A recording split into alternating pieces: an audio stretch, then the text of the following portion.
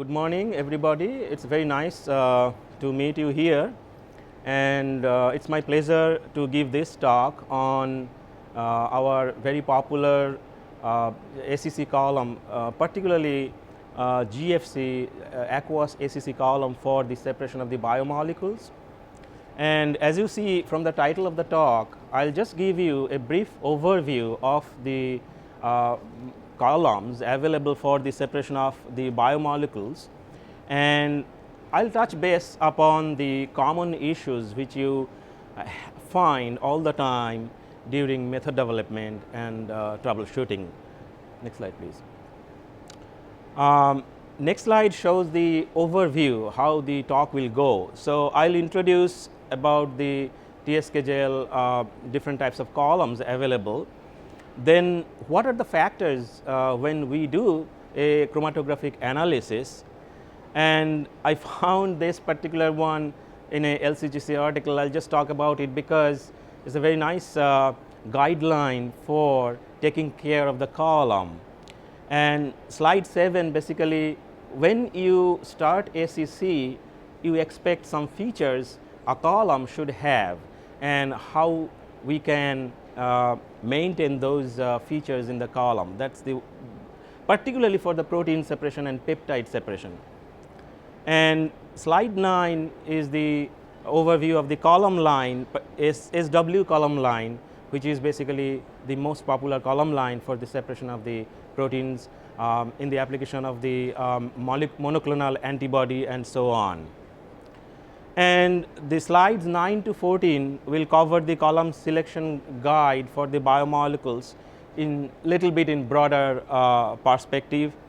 And then applications, I'll select mostly the applications which is based on the separation of the proteins, monoclonal antibodies, peptides, and so on, separation of the monomer from the dimer or aggregates like that. And as you see here, I put the column lifetime in red because that's very important issue. When you spend some $1,700 or so, you need a column which is very stable. So I'll talk about that little more in details. And slide 37 to 41, it's about the secondary interaction, because as you know, the size exclusion chromatography is the only mode of separation where you don't need any interaction. So, but in the ideal world, it is not possible. There are some situations when you will have interaction. So how far we can manage that, and definitely the conclusion. This is just one slide to show that we have a broad range of the particle size available through our inventory, and some of them are in pre-packed column form, and some of them are bulk media. Some of them you can actually get in both bulk media and pre-packed column form. We have from 2 micrometer to 100 micrometer that wide range of particle size. So we have a scope of seamless actually scale up and scale down as you require. This is a puzzle. Anybody, when you are trying to solve the chromatographic conditions best suitable for your separation, you have to solve this puzzle, and that involves ligand, pH, salt type, buffer concentration, temperature, gradient, column dimension, particle. Now it depends on what mode you are using, but even in ACC there are so many factors in this puzzle which you have to solve before you can actually get a clear cut chromatographic separation method. Next slide, please. Now I have listed some of the factors which actually affect the separation for the protein and peptides. Complex mixture is important problem. Low sample concentration is another factor. Sometimes the sample is very costly, you don't want to waste, so you need some column which is very highly sensitive and can separate. And nowadays LC-MS type of application is becoming very important, so we should have some column which is suitable for that type of application. Aggregation is an issue. Aggregation sometimes inherent aggregation, sometimes it's not inherent. So these are all maybe because of the secondary interaction also. And when we develop the methods, particularly the chromatographic conditions, we have to take care of all these things, types of salt, what is the salt concentration, because we have a very nice database in our inventory where we have developed a lot of applications where we have shown that the salt concentration plus pH, all these actually affect the overall chromatographic separation. Surfactants are many times is needed for the protein separation at some point, and even surfactant is needed sometimes to increase in the separation and better separation for the molecules also. Other derivatives, additives, denaturant and heat. Everything, heat is not that much important in SEC, but other things are very important when you are solving that puzzle for the best mode of chromatographic separation. Next slide please.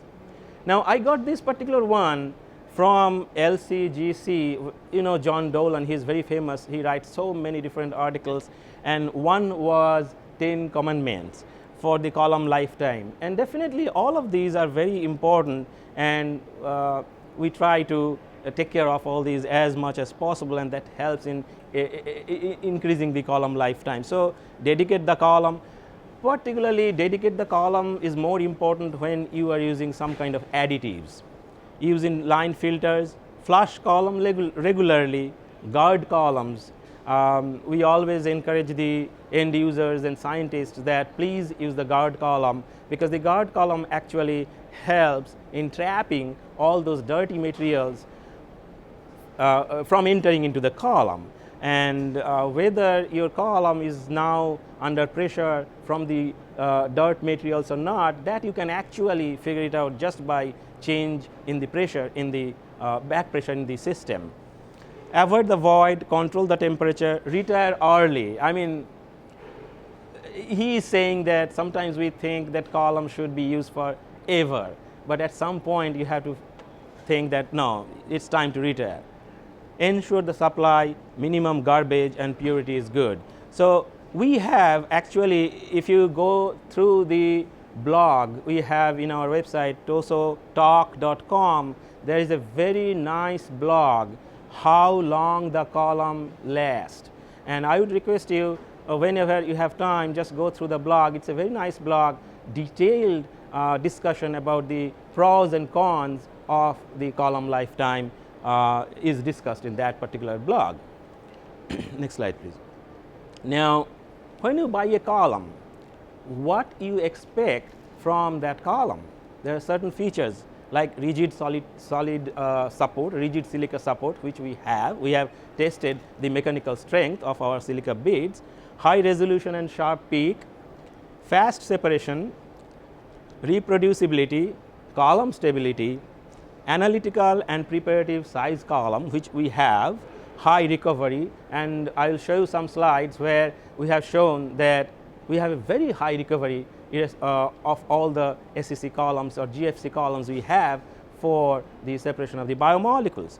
And the basic idea of using SEC, particularly GFC, is to maintain the biological activity, and so these are the main features we expect from the SEC column, GFC column for the separation of the protein.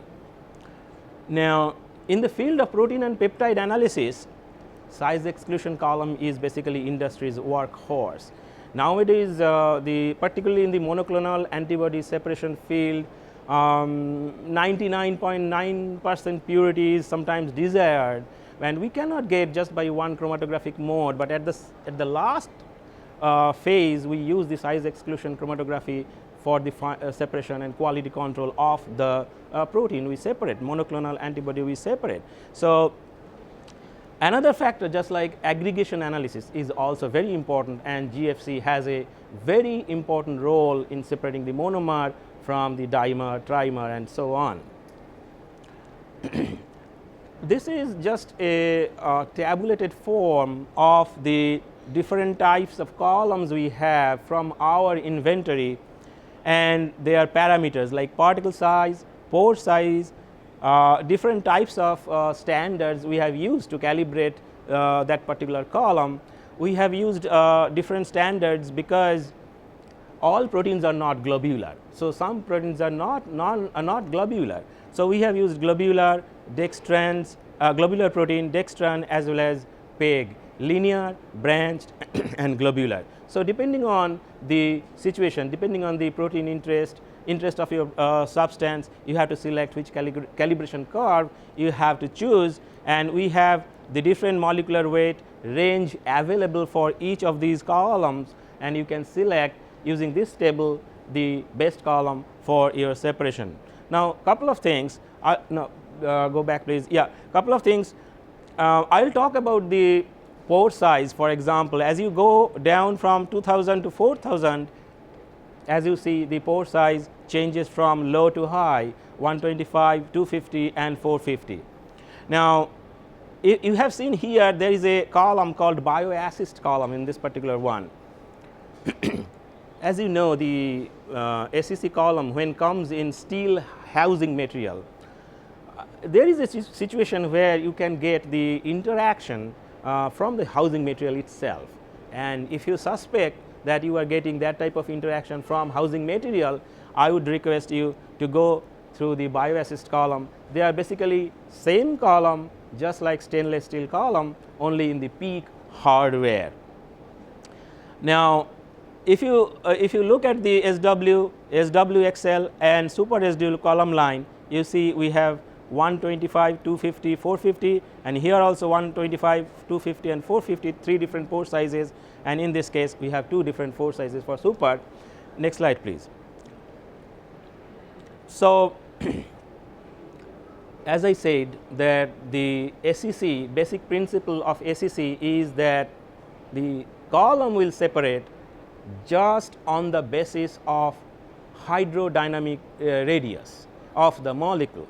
Now, that is the molecular sieving mechanism which you have to somehow enhance to get the better separation as a function of size, but that is not the ideal situation. So, what happens to prevent any kind of secondary interaction, the column is protected by a diol coating, which is kind of proprietary diol coating to shield the protein surface from coming into contact with the column surface from coming into contact with the protein surface and any interaction.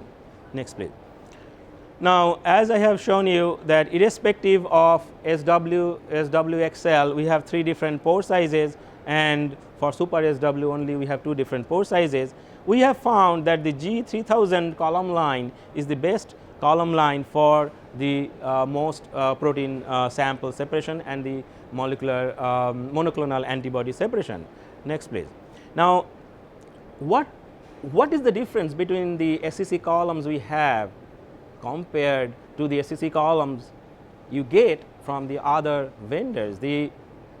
Our column has the more pore volume per unit column volume, which results into the better selectivity and resolution. And as you go from the SW to super SW, so we have a column line, SW column line. Within that particular column line, we have SW, SWXL and super SW. The difference is the particle size. Particle size decreases from SW to super SW.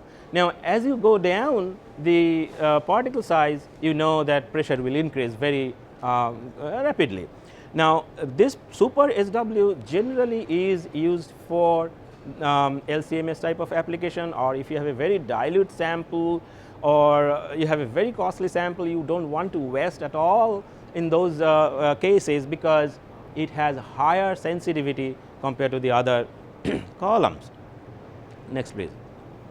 Now, this is just one calibration curve. I am showing here we have lots of different calibration curves which you can use.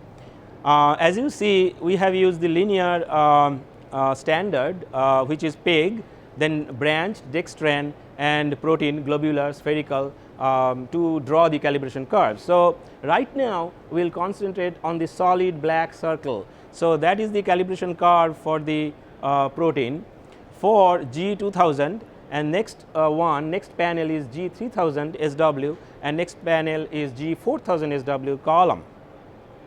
Now, next please.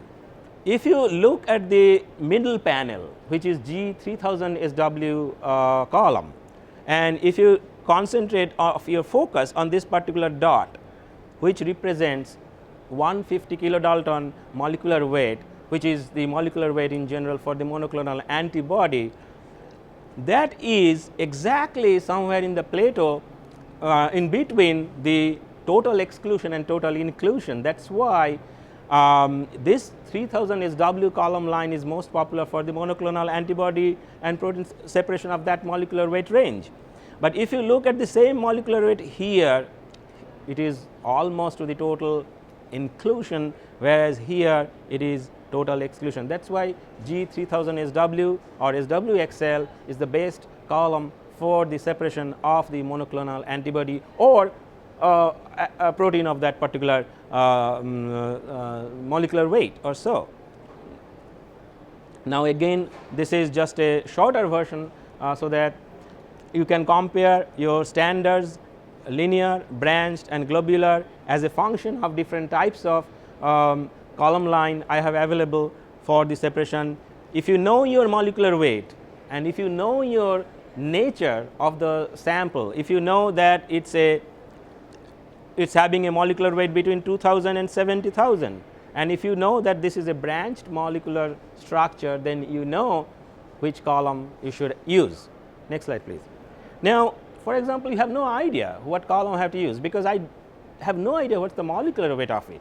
So we generally request that use the G3000 SWXL column as a scouting column. We have another column which is 15 centimeter column for this, which is QC pack GFC, that is even better, and you can use that for scouting, and then you can come back to G3000 also. Now depending on depending on the elution time, whether it's coming in the exclusion or it's coming in the total inclusion, you have to select either G4000 or G2000 SWXL column. Next slide please. Now what is the difference between the XL column line and the SW column line and the XL column line? In terms of efficiency, if you, this is the y axis where HETP is plotted as a function of the sample load. This is about the XL and this is about SW.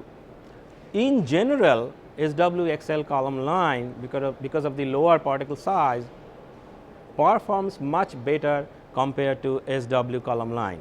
But in terms of loading capacity, they are more or less same, about 250 micro. We generally say 100 microgram, but strictly speaking, even 250 microgram works pretty well without much loss in efficiency. But after that, it starts dropping very, very quickly. Next, please. Now, we have done some recovery study as a function of 3 different column lines of XL series, 2000, 3000 and 4000. As I am not going into fine details, but at a glance you can clearly see that even at 100 microgram of the sample load, the overall recovery is very, very good, irrespective of the different types of pore size. Excuse me. We have used the 3 different types of molecules here. As you see, thyroglobulin in this case, it is 78, which is low compared to the others, and the research shows that mostly it's the protein specific, not really column specific. Otherwise, the recovery is very, very quantitative and very high. Next slide please. So this is just again another slide just to show we have different types of column lines available for different types of applications, and we have a selection criteria depending on what sample, nucleic acid, DNA, RNA, oligonucleotide, proteins, it's a large protein or small protein, what kind of protein. Next slide please. Then it's a virus or it's a peptide. You can use this table to figure it out what is useful for you. For virus and very large protein like IgM or so, generally we recommend 6000 or 4,000 or 6,000, something like that. 4,000 is generally used for IgM, virus is 6,000, 5,000 or so. As you see, there is a difference here, PW. So what is the difference between SW and PW? SW means S stands for silica, W means water loving. So from the nomenclature itself, you can figure it out whether it's a silica based column or polymer based column. Mostly the proteins are separated using silica based column. Next slide please. This is a reference I took from a article recently published in this particular journal. It's a very nice article where they have used TSK gel G3000 SWXL column for the separation of the IgG monoclonal antibody, and they have actually induced the aggregation as a function of light, and there are so many ways you can actually induce the aggregation. The bottom line of this particular article is that you can use TSK gel G3000 SWXL column to separate the monomer from dimer and other the multimers. And I'm not going into the fine details, but they have shown that this is more efficient if you can use two wavelengths. As you see, they have done double wavelength SEC here. They have used 214 nanometer as well as 280 nanometer for this study. But as you see, depending on the type of aggregation method, they are getting different amounts of aggregates, but could be separated very well using this particular column. Now, this is the study we have done in our lab. We have used monoclonal antibody just to see whether the column has any effect on the amount of the monoclonal antibody I am loading onto the column. So we started the blue line. I'm not sure the color is very much clear, but this is blue line is 40 microgram of the monoclonal antibody, and the red is 400 microgram, which is 10-fold higher amount of the monoclonal antibody. And we have tabulated the retention time, efficiency, and asymmetric factor as a function of the amount. And as you see, the retention time is 8.023, 8.061, 4500, 3508, and asymmetric factor 1.22, 1.35. The bottom line of this is that peak efficiency as well as the shape did not change dramatically, though we have loaded 10-fold amount of the monoclonal antibody here. This is the zoomed in figure where you have seen the separation of the fragments and the monomer from the dimer and aggregates. As you know that in the therapeutic separation, therapeutic IgG, you have to report how much albumin protein is there. And so what we have done here, we have added 20-fold excess of IgG compared to the concentration of the albumin, and we tried to find out whether we can separate that and see that. Actually, as you see, this is the human IgG and can be separated from the 20-fold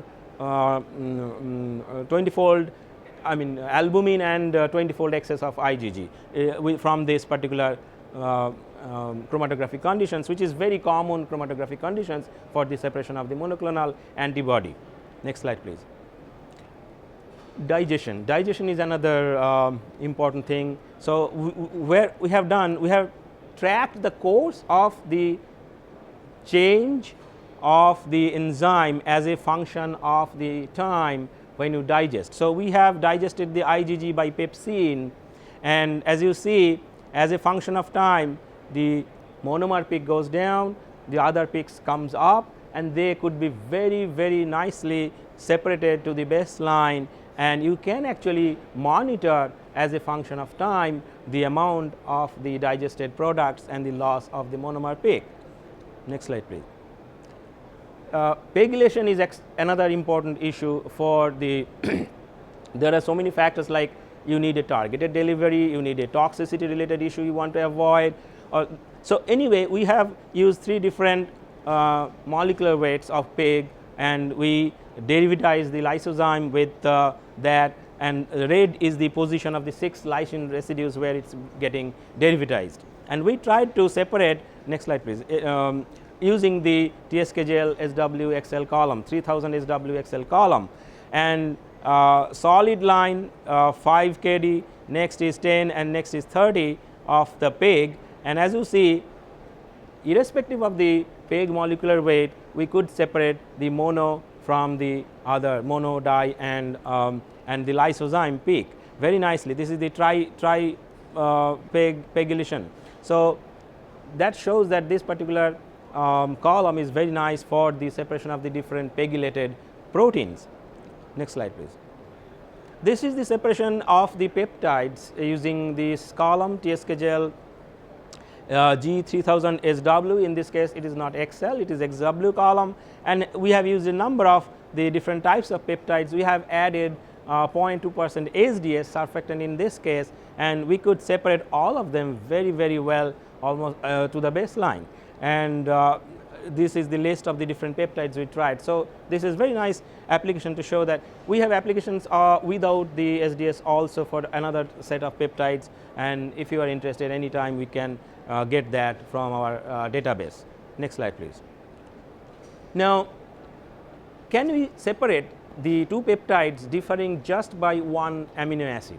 We have done that here using super SW 2000 column, and as you know, the super means it's a 4 micron particle size, smaller particle size. Now next slide please.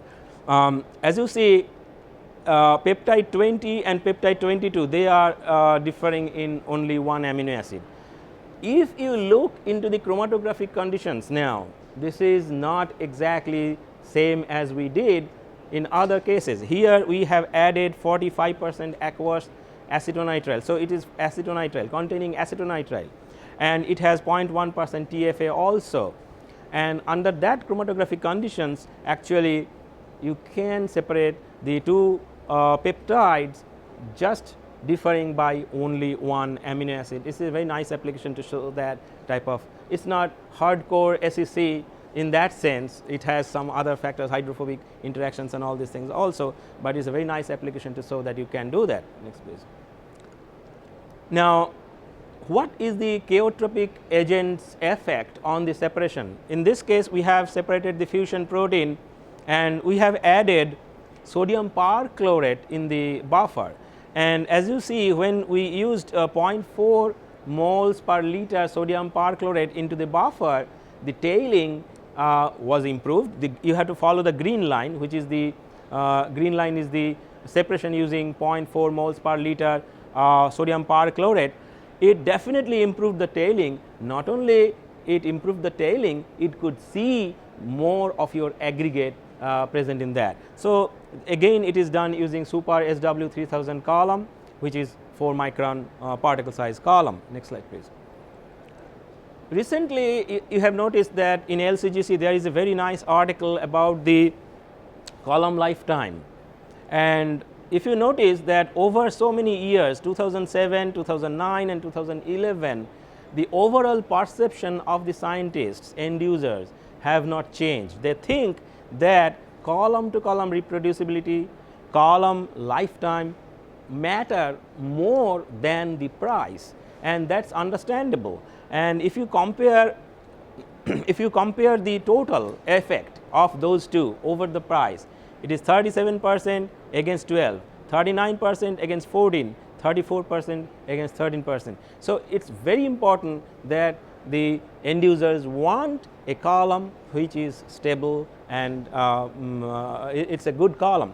So we did some study to see how much is the column lifetime we have in our case, and we have used very simple standard chromatographic conditions first, because that's the chromatographic conditions we use for our quality control. 100 millimolar phosphate buffer, pH 6.7, containing the neutral salt, sodium sulfate and sodium azide, just to avoid any kind of bacterial growth. And we have used the standard SWXL mixture containing 4 different standard proteins and 1 small molecule PABA, and we have used monoclonal antibody in another experiment also. Next please. Remember, when we talk to our scientists, we always request or we always recommend that please use the guard column, please filter the buffer and the sample through the 0.45 micron unit. All these things we recommend, but to give the column extra pressure, we did not use those two conditions in our study, as well as we did not clean the column in between at all from the injection number 1 to injection number 1000. And these conditions, the separations were done using the standard proteins, and as you see, we have we have plotted 5 consecutive runs on top of each other, and we checked one column first whether it's giving the reproducibility over 5 consecutive runs. It is superimposable and absolutely good reproducibility you are getting from this particular column. Now, if we go to the next slide, okay, before that we tried 9 different lots, and we could get exactly very reproducible results, which shows that under these chromatographic conditions this column has no problem. So ideally, if we can take care of other things which can spoil the column, we should expect that column life should be pretty good. Next slide please. So this is the overlap of the injection number 1 and injection number 1000 of one column. Tomorrow I have a talk on this column lifetime, and that will be the much more elaborated discussion about the column lifetime. But as you see here, starting from injection number 1 to injection number 1000, percentage RSD we calculated for the whole run, n equal to 100, because we collected each and every single data, but when I calculated the RSD, I used every 10th data. So this is very low, very low. I will give you the results tomorrow in the talk much more in detail. But even after 1000 injections, the theoretical plate of PABA was greater than 33,000. It was very stable, and as you remember, the total protein content of this particular single run is 0.6 milligram. So 0.6 milligram I am loading for more than 1000 injections, and still nothing changed in terms of the efficiency. And as you see, the retention time and other asymmetric factors, they are all remaining perfectly same for 1000 injections. Next slide please. This is G3000SWXL again, because I have shown the standard. Now it's just a protein, and BSA is a very common protein. I have actually got many questions from different end users. Can you separate the BSA monomer from the dimer and trimer, because they use it for different purpose as a standard to begin with. So what I found, I took another column which is already run for 1255 injections using protein standards and other samples, and then I excuse me, run this particular sample BSA, and as you see, the monomer is very well separated from the dimer and followed by the trimer. Next slide please.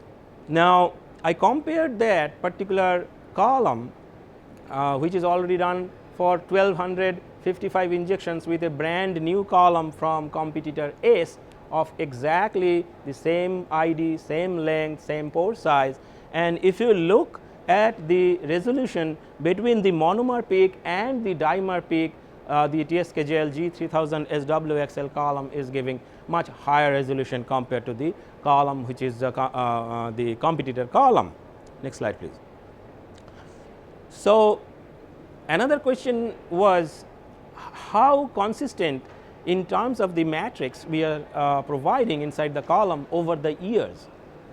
So many years back in 2005 we did similar experiments. As you read, there are a lot of black and white here, but as you read, in that particular study also no guard column was used. Buffers and mobile phase was not filtered just to give extra stress. Protein samples also not filtered. The column was not cleaned, and in that particular study mobile phase was recycled to give again some more pressure on the column. And as you see, the column lifetime test was excellent, and retention time, asymmetric factor, and the efficiency over 3,000 injections was very good. After that, it started losing because we make a limit of 5% as the, if we cross 5%, we say, okay, now the column is crossing the limit. So after that, it crossed 5%, and we could run up to 4,800 injections, but definitely at that point, column was very low in terms of the efficiency. But what it shows, that the basic matrix, nothing changed over here, nothing wrong, everything is fine.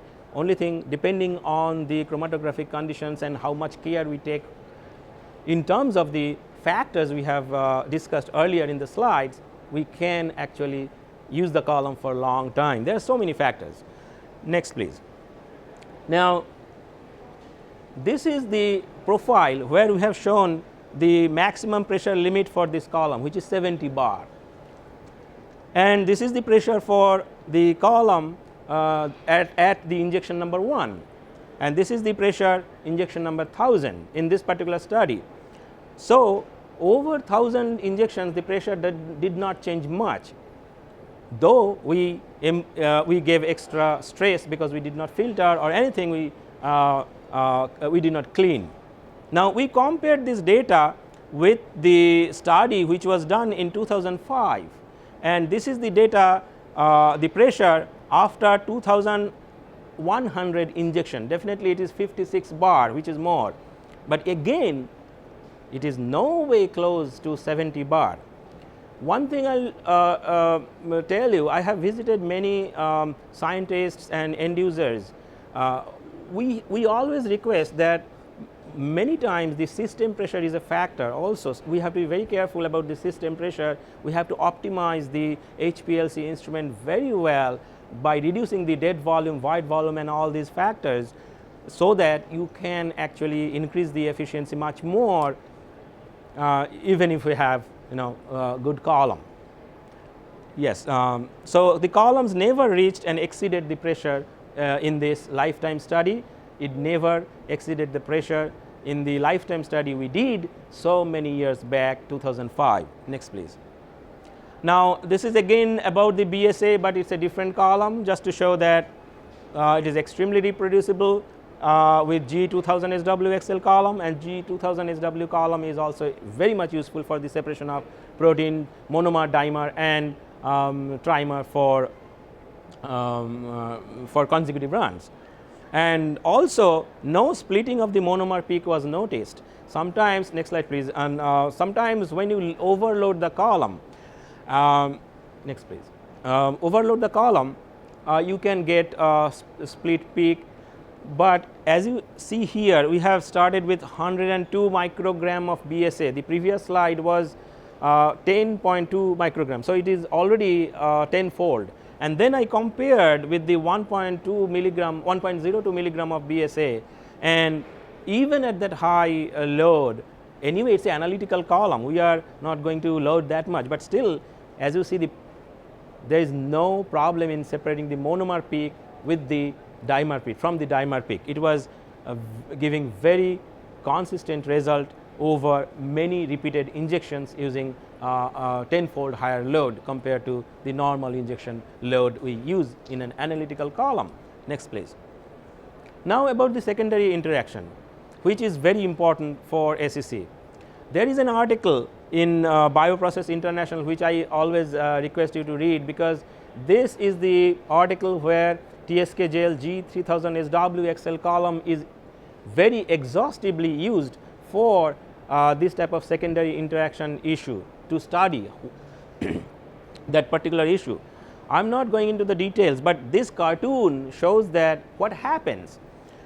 A globular protein which is spherical in nature is coming into the contact with the surface of the silica surface. When it comes into the contact, if the secondary interaction is very, very high, then it undergoes a conformational change. And that conformational change, as you notice, because of the conformational change, the binding strength between the silica surface with this conformationally changed protein is so high that it does not come out and you cannot knock it off by any way. So, what they have done, they have used arginine in the buffer, 100 millimolar arginine in the buffer, and found that arginine actually can prevent binding. Now, if you have already loaded the column with the protein and found that the protein totally getting stuck into the column, and then you think, okay, let me add arginine into the buffer, it's not going to work because arginine cannot supersede that binding capacity, binding strength. So, what you have to do, you have to have a column, equilibrate the column with the arginine in the buffer for 10 column volumes, and then you load the protein of your interest, and then you will not find any secondary interaction. It will come very nicely out of your column, and I would request just go through that particular article. It's a very nice article. They have done using UV as well as I think light scattering also. Next please. So, it is not just arginine, we have done many different studies using different types of additives.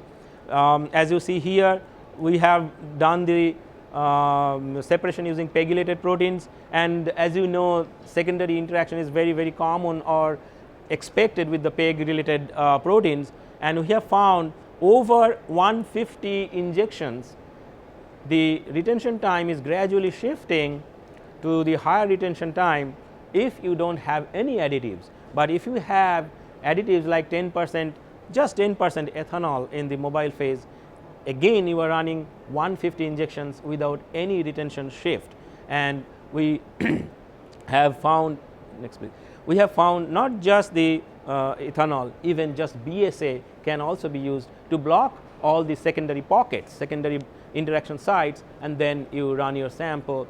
Now, which additive is going to work best for you? That's a trial and error question. You have to try which works best for you depending on the interaction type. Next please. As you see here, next, as you see here, in this case effect of the surfactant is also shown from 0.005%, here in this case 0.05%, and we have used the non-ionic surfactant to show that that helps in getting the better peak shape and resolution. Next please. And also the recovery. So, in general there are so many different applications we have on this type of interaction, and this is a general guideline particularly about the mobile phase, how we can enhance the molecular sieving mechanism and reduce the secondary interaction. That is by changing the ionic strength. Low ionic strength promotes ionic interaction, and the high ionic strength promotes secondary interaction, hydrophobic interaction. So, we should take care of that and play with that and figure it out what is the best chromatographic conditions for the separation. Next please. But we have found the type of buffer is also very important. We have a full-fledged separation report applications in our database. If you are interested, just let us know, I will send you. But as you see, this is sodium phosphate and potassium phosphate, and this is tris HCl. In general, we have used these three proteins, and as you see, definitely depending on the buffer you are getting the different recovery in terms of separation. Next please. So, now I have already told it, but just to avoid secondary interaction coming from the housing material, I would request instead of using TSK gel G3000SWXL, which is in stainless steel, use the bioassist, which is bioassist means is assisting in the separation of the biomolecule, which is basically in the peak hardware, and you should not expect any problem of that type of interaction. Next please. So, the conclusion is like this: silica based, our column is silica based and it is a diol coated to prevent the interaction, is very robust column. No change in the column matrix so far, absolutely no change since the study we did last time in 2005 until now. Lot to lot consistency is extremely good, reliability and dependability of the column is unquestionable, and Since the column was studied without the guard column, and as I already explained everything in detail, that shows that the column is really robust. So, in one line if I say what is the conclusion? Conclusion is this particular column line is extremely suitable for the separation of the biomolecules in general. Thank you very much, and then I will take your questions.